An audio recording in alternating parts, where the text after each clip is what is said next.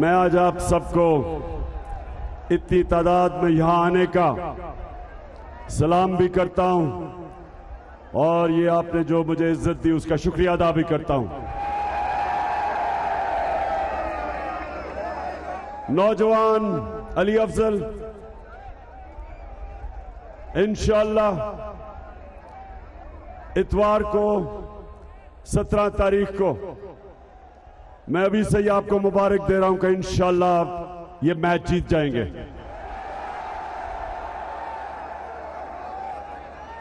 मैं जब से फैसलाबाद के एयरपोर्ट पे उतरा हूं, सारा रास्ता मुझे लोग सड़कों पे नजर आए और मैंने मेरे चक झुमरा के नौजवानों और मेरी बहनें भी सामने आई हुई हैं। अब सबको मैं एक चीज बताना चाहता हूं कि मैं उस मुल्क के साथ बड़ा हुआ हूं। पाकिस्तान सिर्फ 5 साल का था जब मैं पैदा हुआ, तो मैंने इस मुल्क की सारी ऊंच नीच देखी है। जो आज अल्लाह ने मेरी कौम में शऊर पैदा किया है, मैं आज पूरे वसूख से कहता हूं कि इस मुल्क की 75 साला तारीख में कभी भी कौम इतनी बेदार नहीं थी, इतना शऊर नहीं था, इतनी समझ नहीं थी। और मैं इसलिए आज आपको अली इसलिए मुबारक दे रहा हूं कि आप जब 17 तारीख को लोग वोट डालने जाएंगे तो एक जागी हुई कौम वोट डालेगी।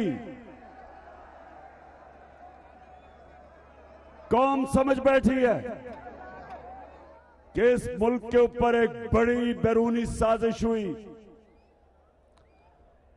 बैरूनी साजिश यहां हमारे गद्दारों ने, मीर जाफर और मीर सादिक ने इस साजिश को कामयाब किया और हमारे मुल्क के ऊपर जो 30 साल से 2 खानदान इस मुल्क को लूट रहे थे, उनको इस कौम के ऊपर मुसल्लत किया गया और उन चोरों ने आते साथ ही 1100 अरब रुपए का डाका मारा। असेंबली में नैब के कानून की तरमीम करके, नैब को तकरीबन खत्म करके 1100 अरब रुपया आप सबका जो था,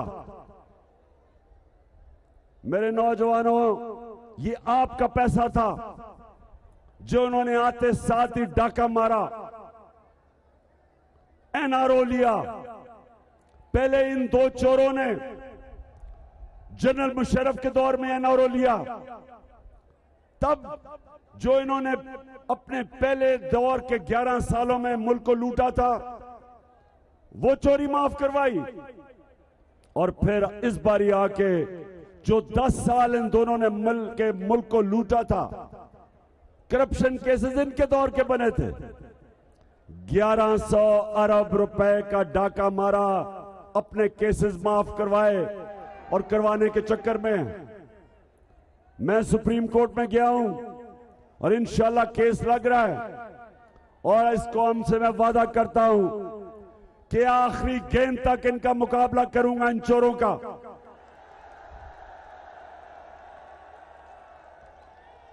किसी सूरत आपका 1100 अरब रुपया मैं इनको हजम नहीं करने दूंगा। तो आपने सबने मेरे साथ खड़े होना है। आप सब मेरी टीम है, अब सब मेरी टीम है। कैप्टन मैं आपका और मुकाबला करना इस कैप्टन को आता है।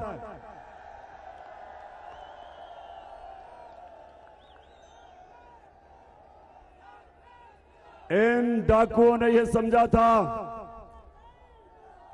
कि ये जो बैरूनी साजिश, और बैरूनी साजिश क्यों है ये सुने नौजवानों, ये सुनो। क्या जरूरत पड़ी थी अमेरिका को कि साजिश करके इन चोरों को ऊपर बैठाओ?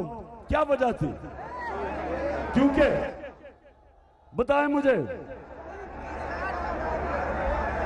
आपका क्या ख्याल है कि अमेरिका हमारा खैर ख्वाह है? क्या अमेरिका इस मुल्क की बेहतरी चाहता है?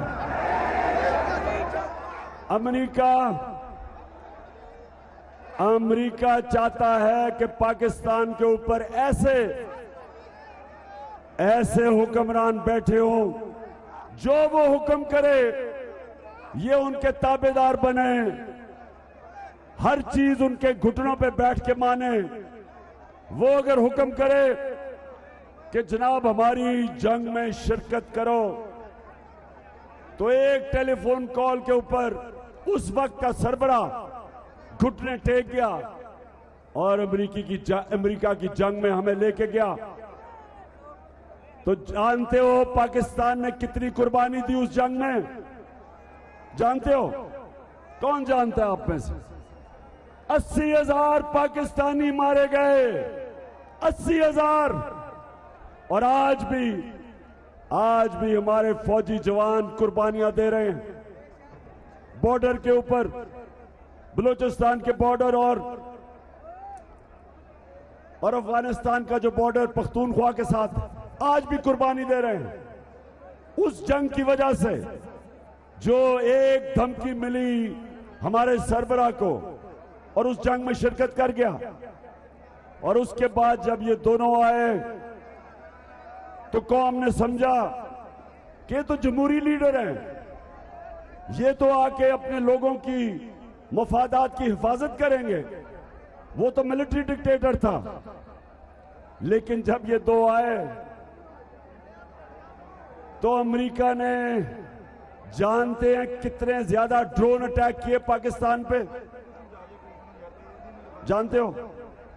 400 दफा उन्होंने आके इस मुल्क पे बमबारी की। हमारे कबायली इलाके में कितने हजारों लोग मारे गए, औरतें बच्चे उसमें। मदद भी उनकी कर रहे हैं, बमबारी भी हमारे ऊपर। हम कतई किसी से दुश्मनी नहीं करना चाहते, ना अमेरिका ना किसी से, सबसे अच्छे ताल्लुकात रखना चाहते हैं। लेकिन हम किसी की गुलामी नहीं करना चाहते।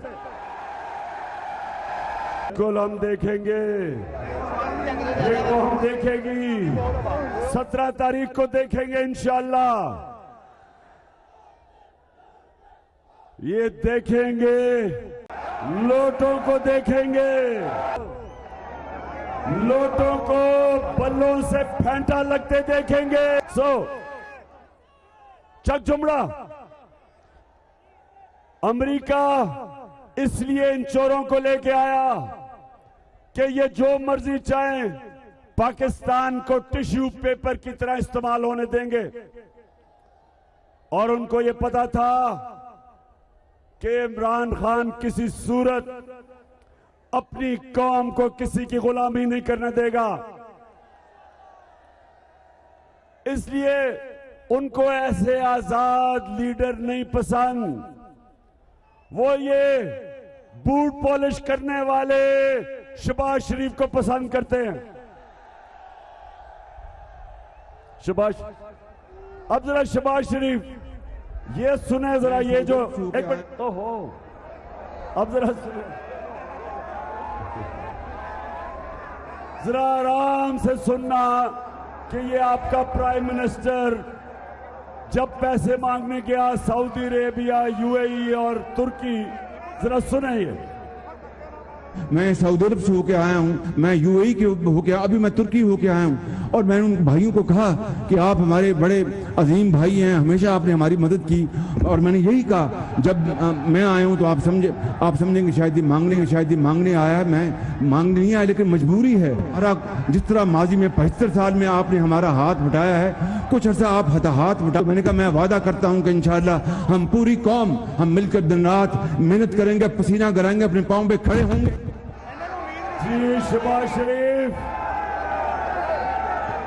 सुन लिया पाकिस्तानियों, क्या आप भिखारी हो? ये कौम गैरतमंद है, ये एक अल्लाह को मानने वाली कौम है। ला इलाहा इल्लल्लाह इंसान को गैरत देता है, खुददारी देता है। जो भी अल्लाह के सामने गवाही देता है कि मैं किसी के सामने नहीं झुकता सिवाय तेरे अल्लाह, वो कभी बेकारी नहीं बनता। वो अल्लाह से मांगता है, मेहनत करता है, कुर्बानियां देता है, लेकिन अपनी गैरत नहीं खोता। ये शहबाज शरीफ, मुझे ये जरा ये जवाब दो कि 32 साल से आप शरीफ और जरदारी खानदान इख्तियार में बैठा है, 32 साल से, तो 32 साल से आप हाथ फैला के बैठे हो, 32 साल से भीख मांग रहे हो। कौम गैरतमंद है, कौम गैरतमंद है। शर्म आपको नहीं आती भीख मांग के? कौम गैरतमंद है। अगर आप में गैरत होती, सुन लो, आप में गैरत होती तो जो आपके खानदान, शरीफ खानदान ने और जरदारी खानदान ने 30 साल से इस मुल्क का पैसा चोरी करके बाहर लेके गए हो, वो पैसा वापस लेके आते, भीख ना मांगते, कौम को जुलील ना करते, पैसा वापस लेके आते। तो नौजवानों बताओ, मुझे ये बताओ कि आपको एक ऐसा प्राइम मिनिस्टर चाहिए जो भिखारी हो? कहता मैं यूएई भी पैसे मांगने गया, मैं सऊदी अरेबिया भी पैसे मांगने गया, मैं तुर्की भी गया। आप मुझे ये बताएं कि क्या इज्जत रह जाती है पाकिस्तानियों की? पूछें बैरून मुल्क पाकिस्तानियों से, क्यों आज वो क्यों मेरे साथ खड़े हैं? क्यों उन्होंने इतने इतने बड़े मुजाहरे किए जब मेरी हुकूमत को हटाया गया? क्योंकि वो तरसते हैं कि कोई उनके मुल्क में एक खुददार लीडर आए ताकि उनको शर्मिंदा ना कराए। ये देखें, ये जरा जिस तरह का लीडर है, प्राइम मिनिस्टर अपने आप को भी शर्मिंदा करवाता है और सारी कौम को भी शर्मिंदा करवाता है। इसलिए 17 तारीख को आपने निकलना है। और मैं ये आपको बता दूं, इन्होंने सारे धांधली के रिकॉर्ड तोड़ देने हैं। इनको खबर मिल गई है कि सारी 20 के 20 हलकों में तहरीक इंसाफ जीत रही है। इंशाल्लाह जीतेगी। और इनको पता चल गया, जो भी सर्वे हुए हैं, कौम खड़ी है तहरीक इंसाफ के साथ और इनकी मुखालफत में। और खास तौर पे लोटों को कौम बल्लों से फेंटा देखना चाहती है। इंसाफ का अलम है, मुजाहिदे वतन है, तेरे साथ हम है, तेरे हाथ में इंसाफ का अलम है, मुजाहिदे वतन है, तेरे साथ हम है, तेरे हाथ। वैसे अली, मैं नेक्स्ट टाइम मैं खुद आपको बताऊंगा कि जलसे को ऑर्गेनाइज कैसे करना है। एक वो बेचारे उधर फंस गए हैं, उधर बेचारे वो पीछे, उनको नजर ही कुछ नहीं आ रहा, तो इनको सारों को सामने लेके आना चाहिए था। क्योंकि आपको पता है कि जलसे का मैं एक्सपर्ट हूं। किसी ने इतने जलसे नहीं किए जो मैंने किए हैं 26 सालों में। नौजवानों, इतवार को सबने तैयारी करनी है। आपने एक एक पोलिंग स्टेशन का पहरा देना है, क्योंकि ये धांधली के बगैर नहीं जीत सकते।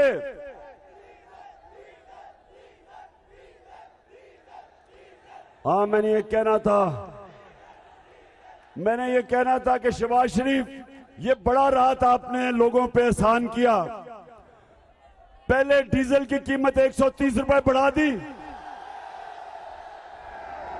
सॉरी, मैं माफी चाहता हूं। फजलुर रहमान की कीमत बढ़ा दी पहले 130 रुपए, और उसके बाद 35 रुपए नीचे ले आए। बड़ा आपने एहसान किया लोगों पे। जब हम गए थे, आज इंटरनेशनली तेल की कीमत कम है। आज जब हम गए थे वो ज्यादा थी, आज उससे कम हो चुकी है। और मैं इनसे सवाल पूछता हूं कि कैसे हो गया कि आपने तेल की कीमत नीचे नहीं लेके आए? आपको भी आज पेट्रोल की कीमत 150 रुपए लीटर पे आना चाहिए और फजल रहमान की 144 रुपए लीटर लानी चाहिए आपको, क्योंकि तेल की कीमत तो कम हो गई है। तो क्या जवाब है? और जवाब यह है कि IMF का हुक्म है। हमने 2.5 साल IMF के साथ गुजारा किया है। उन्होंने हमारे पे भी जोर लगाया कि कीमतें ऊपर करो, हमने नहीं की, क्योंकि हम सबका जीना मरना पाकिस्तान में है। ये वो लोग जिनके बाहर बड़े बड़े महलात, सारा नवाज शरीफ का, इसका जो सारा टब्बर है बाहर बैठा है। सिर्फ एक रेडियो आकाशवाणी को पाकिस्तान में छोड़ा हुआ है। आकाशवाणी रेडियो जानते हैं ना सारे? आकाशवाणी रेडियो की एक खासियत है कि वो सच बोल ही नहीं सकती, इसलिए सारा टब्बर बाहर है। लंदन के सबसे महंगे इलाके में ये रहते हैं, सबसे महंगा इलाका है जिधर ये रहता है। इसका बेटा 10 अरब रुपए के घर पे रहता है।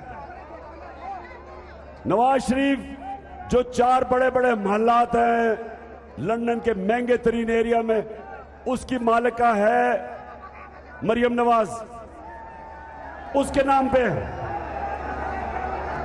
आज तक एक रसीद नहीं दे सके कि पैसा आया किधर से है, एक दफा नहीं बता सके।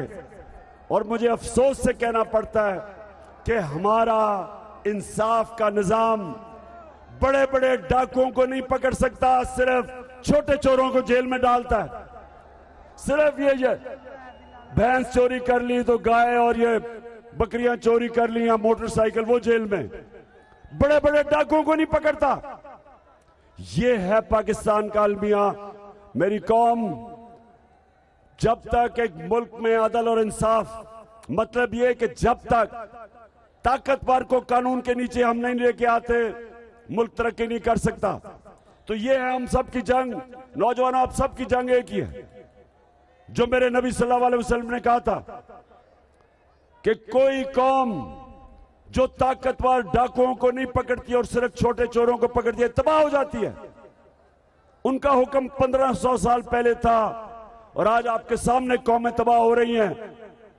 श्रीलंका में देखें, वहां भी एक खानदान हुकूमत कर रहा था 20 साल से, वो भी पैसे बाहर लेके जा रहे थे। वो अमीर हो गए, कौम मकरूज होकर दिवालिया निकल गया। आज वो बाहर भाग गए हैं और कौम में देखें कि उनके पास पैसा नहीं है अपना मुल्क चलाने के लिए, दिवालिया निकल गया। उससे पहले अफगानिस्तान, जो अफगानिस्तान की गवर्नमेंट थी पहले, जैसे ही अफगानिस्तान गिरा वो भी सरबराह बाहर भाग गए, पैसे लेके बाहर चले गए। और इसलिए कि करप्ट गवर्नमेंट के साथ अवाम नहीं खड़ी थी। वही श्रीलंका में, वही लबनान में क्या हुआ? बेरूत, सबसे ज्यादा सारे मिडिल ईस्ट में जो शहर था, जो दुनिया जाती थी दुबई से पहले, वो बेरूत था। उधर भी हुक्मरान, उन्होंने आके चोरी करनी शुरू की, दिवालिया निकाला। आज 70% लोग लेबनान में गुर्बत की लकीर के नीचे चले गए। और जब तक हम इन 2 बड़े खानदानों को, जो 30 साल से इस मुल्क को लूट रहे हैं और जो आज ऊपर आके बैठ गए हैं, और जिन्होंने भी इनको बिठाया है, इस मुल्क की तारीख इनको माफ नहीं करेगी। जो भी ये साजिश के तहत हमारे ऊपर मुसल्लत किए गए, जो ये जुल्म हो रहा है मुल्क पे, जो महंगाई हो रही है, जो आज टेक्सटाइल इंडस्ट्री फैसलाबाद की, हमने इसको उठाया, रिकॉर्ड एक्सपोर्ट्स की टेक्सटाइल ने। यहां हालात ये थे कि टेक्सटाइल इंडस्ट्री के लिए मजदूर नहीं मिल रहे थे, और आज हालात देखें। आज पूछें टेक्सटाइल इंडस्ट्री के क्या हालात है। 3 महीने के अंदर जो सनत हमारी इंडस्ट्री ऊपर जा रही थी, एक्सपोर्ट्स ऊपर जा रही थी, सबसे ज्यादा हमने टैक्स इकट्ठा किया था ताकि लोगों पे खर्च करें। हमने हेल्थ कार्ड दिया। पहली दफा पाकिस्तान की तारीख में हर खानदान को पंजाब में, पख्तूनख्वा में हेल्थ इंश्योरेंस 10 लाख रुपए की, कि किसी भी अस्पताल में जाके इलाज करवा सकते थे। इसके बावजूद कि हम IMF के प्रोग्राम में थे, हमने हेल्थ कार्ड लिया, हमने पनाहगाहें बनाई, हमने एहसास प्रोग्राम जो दुनिया ने माना कि फलाई रियासत की तरफ पाकिस्तान को लेके जा रहा था। और उसके अलावा हमने कर्जे गरीब नीचे 20 लाख खानदानों को, किसानों के लिए सूद के बगैर कर्जे, घर बनाने के लिए सूद के बगैर कर्जे, कारोबार के लिए। ये पहली दफा पाकिस्तान में हो रहा था जब इन्होंने साजिश करके हमारी हुकूमत गिराई। आखिर में चक जुमरा, मैं तो हैरान हूं जितनी तादाद पे आप आए हैं। मैं आपका शुक्रिया अदा करता हूं, और इंशाअल्लाह अली अफजल आपको मुबारक भी देने आऊंगा। लेकिन ये याद रखें, खेलों के ग्राउंडों में मैंने एक चीज सीखी थी, जब तक आखिरी गेंद नहीं हो जाता मैच जीता नहीं जाता। आपने आखिरी गेंद तक मुकाबला करना है, और इंशाअल्लाह मिलके हम यहां जश्न बनाएंगे जब हमजा कुकड़ी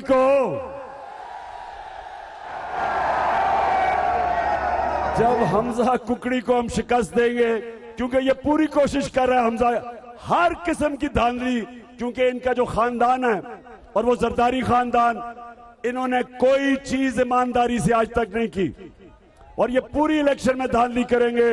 मेरे नौजवान तैयार होंगे, और जिस तरह हिंदुस्तान को उनके अंपायरों के बावजूद हम शिकस्त दे के आए थे, इंशाल्लाह कुकड़ी को भी शिकस्त देंगे। पाकिस्तान जिंदाबाद।